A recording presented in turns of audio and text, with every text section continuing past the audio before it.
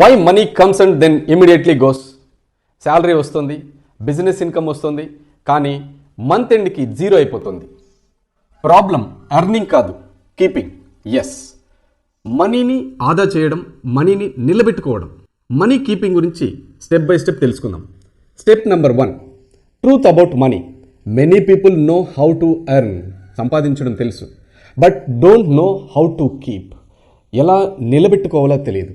Money comes in then goes to impulse shopping. Offers, discounts, emotions తోటి వెంటనే shopping చేసేయడం. Unplanned expenses, planning లేకుండా ఖర్చు చేయడం. Loans and EMIs, showing off lifestyle, show off చేయడం.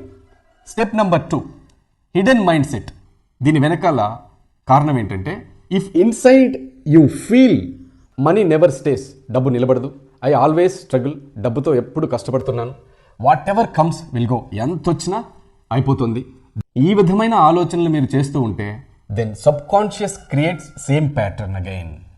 Step number 3, universal principle. What you manage multiplies. మీరు ఏదైతే manage చేయాలని ట్రై చేస్తారో అది ఇంకా రెట్టింపు అవుతుంది, మల్టిప్లై అవుతుంది. What you ignore disappears. మీరు దేన్నైతే పట్టించుకోరో అది వెళ్ళిపోతుంది. Respect money, track money, direct money, then money starts staying with you. Money growth formula ఏంటంటే, income minus wastage plus management. This is growth formula. Step number 4, practice. From today, ఈ క్షణం నుంచే మొదలు పెట్టండి. Save 10% first, track daily spending, avoid emotional buying. అంతేకాకుండా ప్రతిరోజు నిద్ర లేవగానే ఫస్ట్ ఇలా చెప్పుకోండి, money stays and grows with me.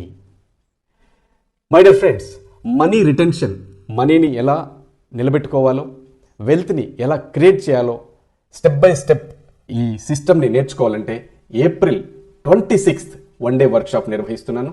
Complete step by step formula నేను మీకు అక్కడ నేర్పిస్తాను. మరి ఇంకెందుకు ఆలస్యం, వన్ డే వర్క్షాప్లో జాయిన్ అవ్వండి, మీ డ్రీమ్ లైఫ్ని మేనిఫెస్ట్ చేయండి. It's not about earning more, it's about keeping more. My dear friends, ఎంత సంపాదించామన్నది ముఖ్యం కాదు, సంపాదించిన దాంట్లో ఎంత పొదుపు చేశాము, ఎంత పెట్టుబడి పెట్టాము, ఎంత రెట్టింపు చేశామనేది ముఖ్యం.